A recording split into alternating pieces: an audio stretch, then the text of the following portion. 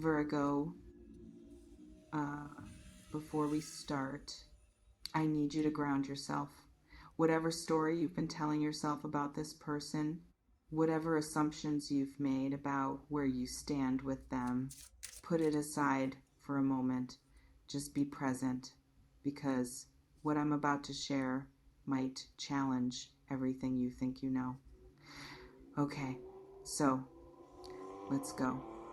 Stop. Take a breath for a second, because what I'm about to tell you is going to mess with the narrative you've been running in your head, the story you've been telling yourself about this person, about how they see you, about what you mean to them, about whether they even think about you at all. That story, it's incomplete. And I need you to stay with me while I fill in the pieces you've been missing. Because there's someone in your life, or someone who used to be in your life, or someone who's been circling at the edges of your life. And the way you think they feel about you, the assumptions you've made about their level of interest, the conclusions you've drawn about their intentions, they're not accurate, not even close. Stay present, because this person, the one you've convinced yourself doesn't care that much, the one you think has moved on, the one you believe is completely unbothered by your absence, they're struggling, they're thinking about you more than you realize. They're fighting the urge to reach out more often than you know. They're carrying feelings they haven't expressed and don't quite know how to handle. And you, you have no idea. Have you been telling yourself a story about how this person feels that might not be true? Let me know in the comments if this is already landing. Because here's what I keep picking up on in the energy around this connection. There's a gap, a massive gap between what this person is actually feeling and what they're showing you, between the internal experience they're having and the external face they're presenting, between how much you occupy their thoughts and how little they've let you see that. And that gap, it's created a false reality for you. A reality where you think you know where you stand, where you think you understand the dynamic, where you've made peace with the idea that whatever existed between you, it wasn't that deep for them. But you're wrong. It was deep. It is deep. It's deeper than they've admitted and deeper than you've allowed yourself to believe. And right now, in this present moment, they're sitting with that depth. They're feeling the weight of it. They're realizing that what they thought they could just walk away from, what they assumed would fade with distance, it hasn't faded. If anything, it's gotten stronger. Does this feel possible? Does this challenge what you've been believing? Drop a comment if you're recognizing this, because let me tell you what I'm sensing about what's actually happening with this person right now. They're obsessing. That's the word that keeps coming through. Obsessing. Not in a healthy, balanced way. Not in a casual, oh, I wonder how they're doing kind of way, but in a consuming, can't stop thinking about you, checking your social media at 2 in the morning kind of way. They're replaying conversations. They're analyzing moments. They're going over interactions, trying to understand what happened, what they missed, what they should have done differently. They're noticing your absence in ways they didn't expect to. They're feeling the gap you left in ways they told themselves they wouldn't. They're comparing other people to you and finding everyone lacking. They're trying to move on and discovering they can't quite manage it. And all of this, they're doing it silently, privately, without you knowing, because they're proud, or scared, or convinced you've moved on, or not sure you'd even want to hear from them. But the feelings, they're there. intense, present, demanding attention they keep trying to deny. And here's what's making it worse for them. They thought distance would help. They thought time would diminish this. They thought focusing on other things, other people, other possibilities would make what they feel for you fade into background noise. But it hasn't worked.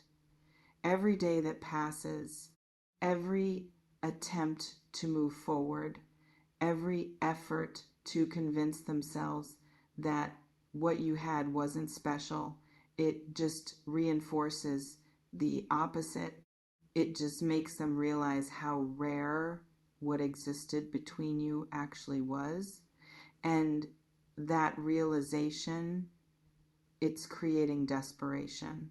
Not the kind they're acting on yet, not the kind that's visible to you, but internal desperation, the kind that makes them pick up their phone to text you and then put it down, the kind that makes them draft messages they never send, the kind that makes them rehearse conversations they're too afraid to actually have.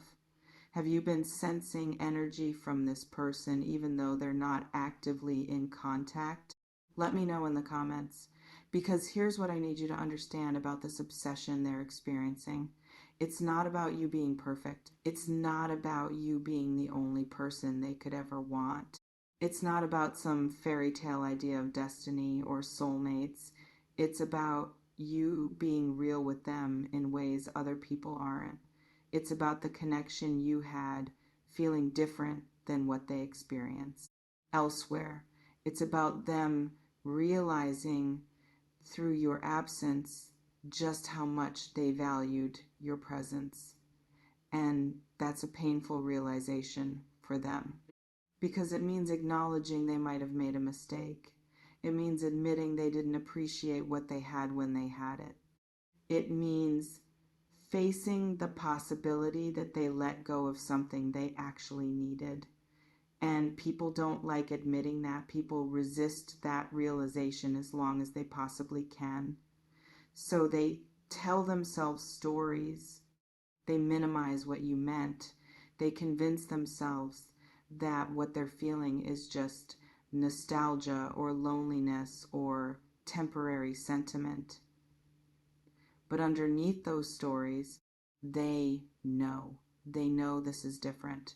They know what they feel for you isn't ordinary.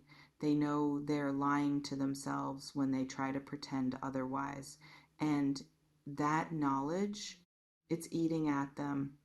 Does this feel aligned with what you've been intuiting about this person? Comment below if this resonates, because I want to talk about this reaching out energy I'm picking up on. They want to contact you. They're thinking about it constantly.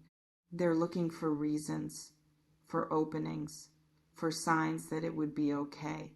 But they're stuck between want and fear, stuck between impulse and pride, stuck between knowing they should reach out and not knowing how. Because what do they say? How do they explain the silence? How do they bridge the gap that's formed? How do they admit they were wrong without making it awkward or putting too much pressure on you? These questions, they're paralyzing them. So they wait, they watch, they hope you'll reach out first so they don't have to take the risk.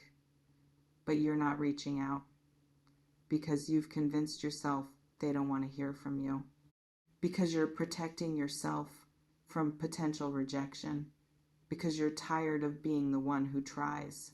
And so you're both stuck, both wanting connection, both afraid to initiate it, both telling yourselves stories about why the other person doesn't care enough, when the truth is you both care more than you're showing.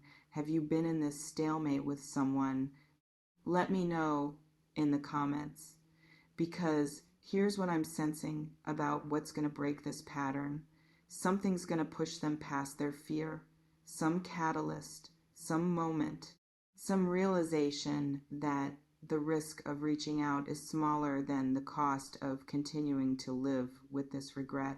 Maybe they'll see something that reminds them of you. Maybe they'll hear a song. Maybe they'll have a dream.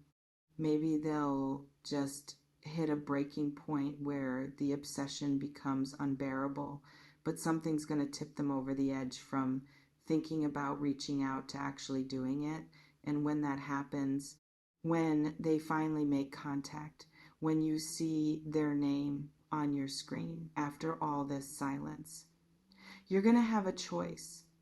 You can respond from the hurt, from the part of you that wants them to know they made you wait, that they don't get to just waltz back in whenever they feel like it, that their timing doesn't get to dictate your availability. Or you can respond from curiosity, from the part of you that wonders what they have to say, that's open to hearing their perspective, that hasn't completely closed the door even though you've been hurt. Neither choice is wrong. Neither makes you weak or strong. They're just different paths with different outcomes. But before you can make that choice consciously, you need to get clear about something. What do you actually want with this person? Not what you think you should want, not what makes logical sense, not what your friends would approve of, but what you actually genuinely want when you're honest with yourself. Because if you don't know that, if you haven't gotten clear on your own desires independent of their actions, you're going to react instead of respond. You're going to make choices from confusion instead of clarity. Have you been avoiding getting clear about what you actually want? Drop a comment if this feels true. Because here's what else I'm sensing about this situation. This person's feelings for you, they're not casual. They're not surface level. They're not the kind of thing that's going to fade just because time passes or distance grows. What they feel, it's significant. It's real. It's the kind of feeling that doesn't just disappear because it's inconvenient or complicated. And part of what's making them obsess, part of what's driving this internal struggle they're having, is that they recognize the significance of it. They know this isn't ordinary. They know they don't feel this way about just anyone. And that recognition, it's both validating and terrifying for them. Validating because it confirms that what you had was special. Terrifying because it means they can't just move on easily, can't just replace you with the next person, can't just forget and move forward. They're stuck with these feelings and they're trying to figure out what to do with them. Does knowing this change anything for you? Let me know in the comments. Because I want to be clear about something important. Just because this person has strong feelings doesn't mean you owe them anything. Just because they're obsessing doesn't mean you have to make it easy for them. Just because they're struggling with your absence doesn't mean you have to fill that absence just to relieve their discomfort. You get to have boundaries. You get to protect your peace. You get to require that if they want access to you, they have to show up differently than they did before. Because feelings without changed behavior, that's just feelings. And feelings alone aren't enough to build healthy connection on. So yes, they might be in love with you. Yes, they might be obsessing over you. Yes, they might desperately want to reach out. But the question isn't whether they feel strongly. The question is whether they're capable of showing up in ways that honor those feelings. Whether they're willing to do the work to address whatever caused the disconnect in the first place. And you won't know that until they actually reach out, until they actually communicate, until they actually demonstrate through action, not just internal obsession, that they're ready for something different? Have you been confusing someone's feelings with their readiness?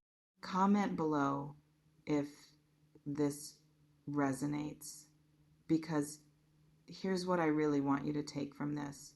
You're more important to this person than you've been believing. You've occupied more space in their mind and heart than they've shown you. The impact you made on them is deeper than the surface level interaction would suggest. And knowing that, it might change how you see yourself, how you value what you brought to that connection, how you understand your own worth. Because sometimes we internalize other people's inability to appreciate us as evidence that we're not worth appreciating. We think if they're not reaching out, it must mean we didn't matter. If they're not fighting for us, it must mean we're not worth fighting for. But that's not true. Sometimes people don't reach out because they're scared. Sometimes they don't fight because they're paralyzed. Sometimes they don't appreciate what they have until it's gone, and none of that is a reflection of your value. It's a reflection of where they are in their own journey. So whether or not this person ever actually reaches out, whether or not they ever express what they're feeling, whether or not anything ever comes of this connection, know this: you mattered. You made an impact. You weren't imagining the depth that existed between you. It was real. It is real. And they know it even if they haven't told you. And that's worth something. I don't sell futures. I build architects. No predictions, just the raw truth for the tough ones. Stay magic. Stay in the now.